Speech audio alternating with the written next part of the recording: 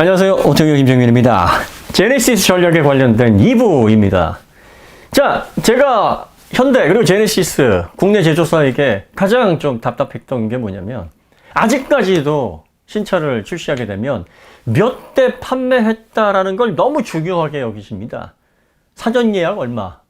사전 예약 몇 대? 야, 우리가 이렇게 대단한 제조사야. 우리가 이렇게 소비자들의 니를 잘 파악하고 있고 시장에서 위력적이야.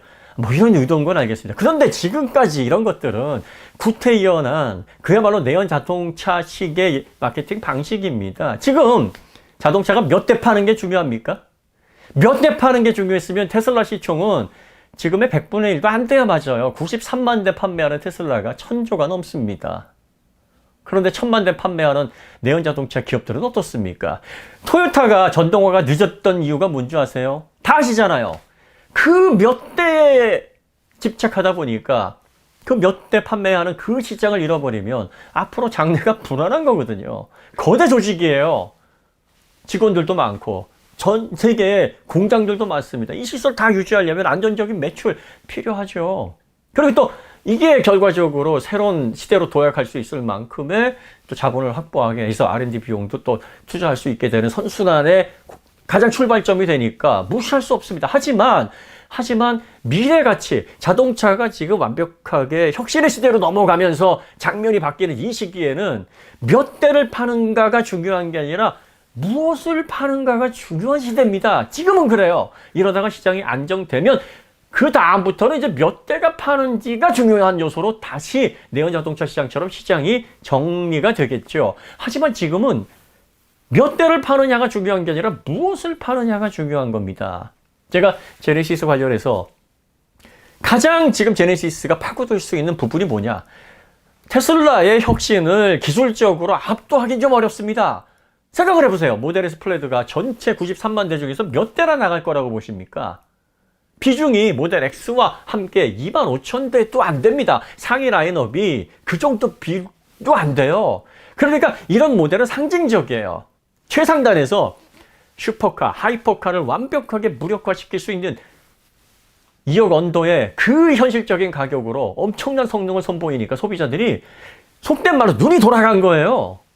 이게 현실적으로 가능하냐? 야, 이런 기술력을 가지고 있는 기업이면 앞으로 뭘 못할까? 물론 여기에는 화성으로 뭐 여행자를 보내겠다. 그 다음에 로켓을 쐈다가 다시 이런 다양한 관계 사업들이 또 시너지를 낸 거겠죠. 솔라시티를 비롯해서 뉴럴링크, 이제는 테슬라폰까지 또 자율주행 관련해서 뭐 이런 부분들에 대한 다양한 미래 전망을 제시했기 때문에 거기서 나는 시너지이겠지만 지금 테슬라만 놓고 봐도 테슬라는 분명하게 저체 소재가 앞으로 미래 자동차 시장에서 시장을 이끌어 나갈 만한 기술력과 의지와 또 아이디어와 그리고 혁신성이 있다라고 소비자들이 아예 확신을 하고 있기 때문에 몇 대 파는 거에는 중요한 의미를 부여하지 않습니다.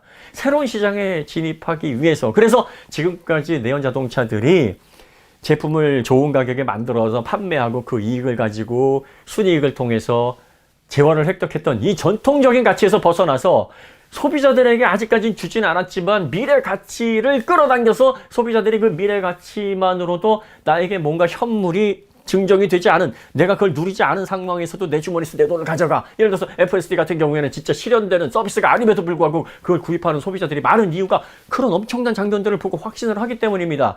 조금만 더 기다리면 내가 좋은 조건으로 저 서비스를 누릴 수 있으니까 난 기다릴 수 있어. 충분히 그럴 만한 가치가 있어. 라고 해서 그 상품에 확신을 가지고 있기 때문입니다. 미래 시장은 이게 중요해요. 제발 몇 대 판매했다. 여기에 의미를 두서는 안 됩니다. 더군다나 내연 자동차 그래요. 역대 최대 판매량이 나왔다고 치죠. 다 지금 2025년서부터 신차 개발 안 할 겁니다. 2029년에는 이제 내연차 안 팔 겁니다. 이런 상황에서 이게 몇 년이나 유지가 됩니까? 지금 그런 식으로 해서 몇 대, 몇만 대 판매해가지고 최대 수익을 누렸다고 하죠. 이 시장이 계속 성장하겠습니까? 꼬꾸라지겠습니까? 꼬꾸라지잖아요. 그러면 이런 꼬꾸라지는 시장에 계속 의미를 부여해서 몇 대 판매했습니다. 아직까지 우리 건재합니다. 아직까지 우리 인기 많습니다. 이런 거에 주력하셔야 되겠습니까? 아닙니다. 테슬라와 같이 또 신생 전기차인데 판매 대수나 아직까지 실차를 판매하지 않았는데도 엄청난 시총으로 관심을 받고 있는 이런 전기차 차세대 자동차 기업처럼 무엇을 파느냐에 주력하셔야 돼요. 현대자동차가 지금 무엇을 팔고 있습니까? 미래 전기차 시장에서 소비자들에게 눈 돌아가게 할 만한 무엇이 있습니까? 아이오닉 5? EV6? GV60? 좋아요. 좋습니다. 이 정도면은 칭찬할 만해요. 저도 오너로서 또 저희 김도라도 계약을 한 사람으로서 상품성이 좋다라는 걸 아는데 솔직한 말로 아직까지 눈 돌아가진 않아요. 뭐 없으면 대체하지. 이 정도입니다. 좋으니까 이왕이면 우리나라에서 만든 우리나라 기업이 만들어서 플랫폼도 완성도가 높고 타보니까 여러 가지 장점이 있고 가격 대비 가치가 있으니까 이거 살만해 하고 산 겁니다. 그런데 그걸 딱 받고 나서 와 이제 세상이 이걸로 바뀌는구나. 와 정말 미치게 좋게 그런 정도까지의 감동을 주지는 솔직히 않습니다.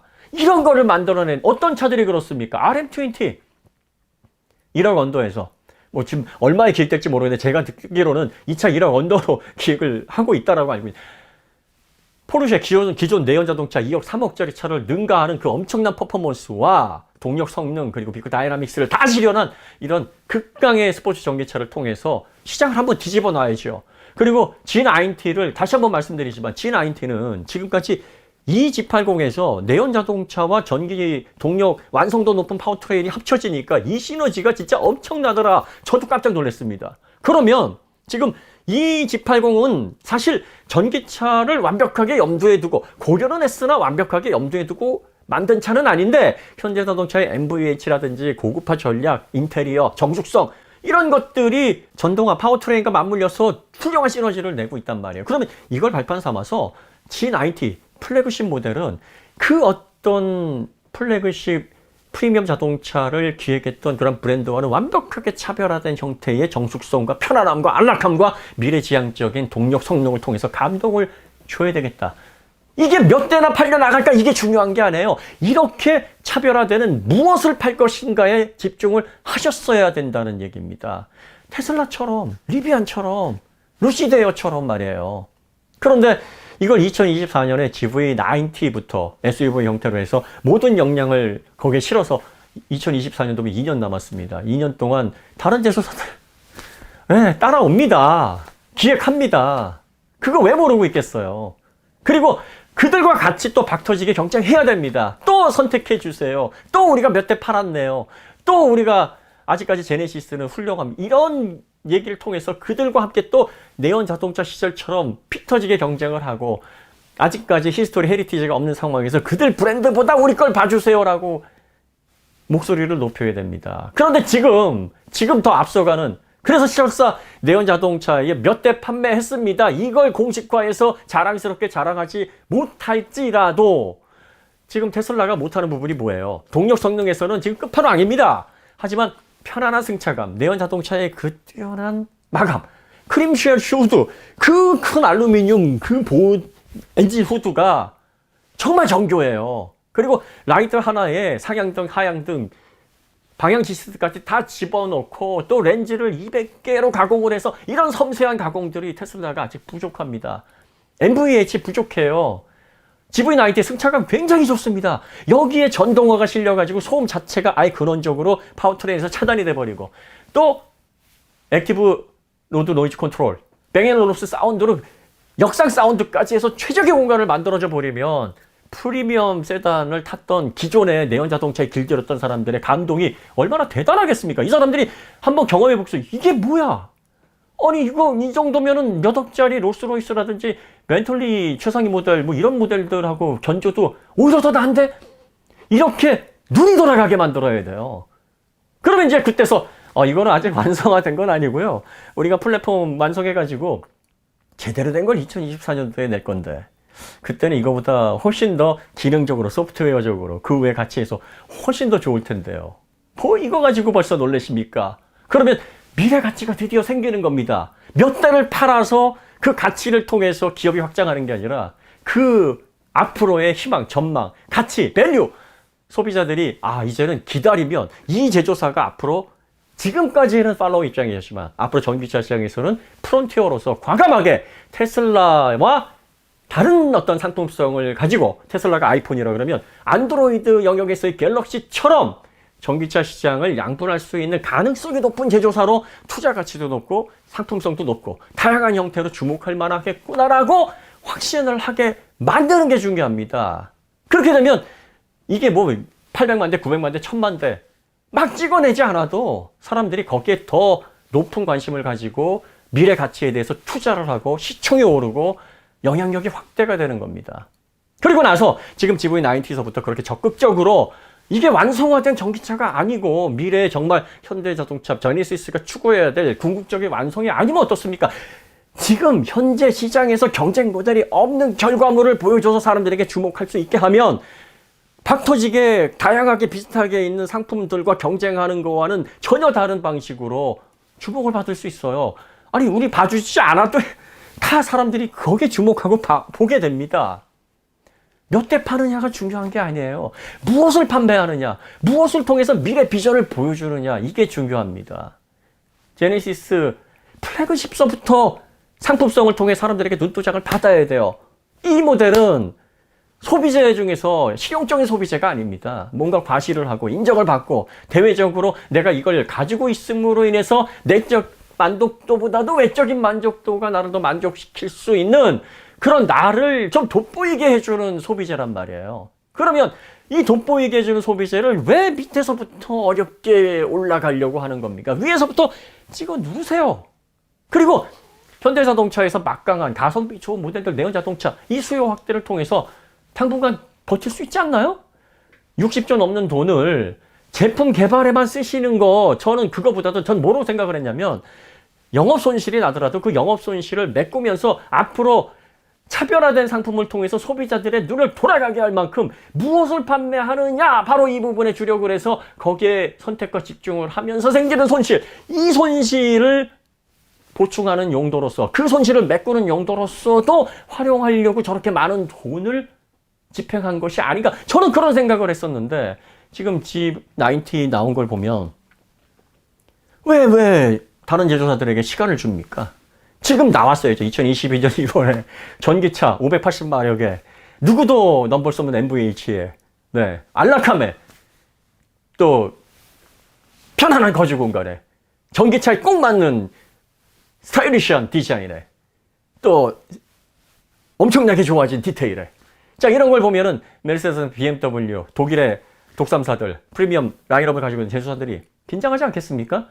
긴장하게 만들어야 그들이 빨리빨리 서두릅니다. 빨리빨리 서둘러야 결과적으로 헛발질할 가능성도 높아져요. 시간이 허락되고 여유가 있다 보면 자꾸 시장을 분석하고 자신들이 뭐 놓쳤던 부분들, 보완해야 될 부분들 다 보완해서 결과적으로 좋은 상품들 내놓을 수 있는 그런 기회를 허락하는 겁니다. 당황하게 만들어야 돼요. 그리고 빨리 서둘게 만들어야 됩니다. 그러려면 완성도가 좀 덜하더라도 치고 나오세요. 그리고 미래 가치를 가지고 마케팅을 하는 스타트업들 그리고 또 뭐 테슬라 같은 신생기업들 보시면요. 꼭 지켜야 될 약속만 얘기하는 게 아니에요. 지금 현대자동차, 기아자동차 국내에서 소비자들에게 뭐 잘못하면 욕을 많이 얻어드시니까 지키지 못할 약속은 함부로 안 하시는 신중한 태도 좋습니다. 하지만 지금 우리가 투자하고 바라고 있는 시장은 지금 눈에 보이는 시장이 아니라 앞으로 도래할 시장입니다. 앞으로 오지 않은 시장이에요. 보이지 않는 시장입니다. 보이지 않는 시장에서 지키지 못할 약속 다 내가 얘기한 거는 뭐 신이에요? 그거 다 지키지 않으셔도 돼요.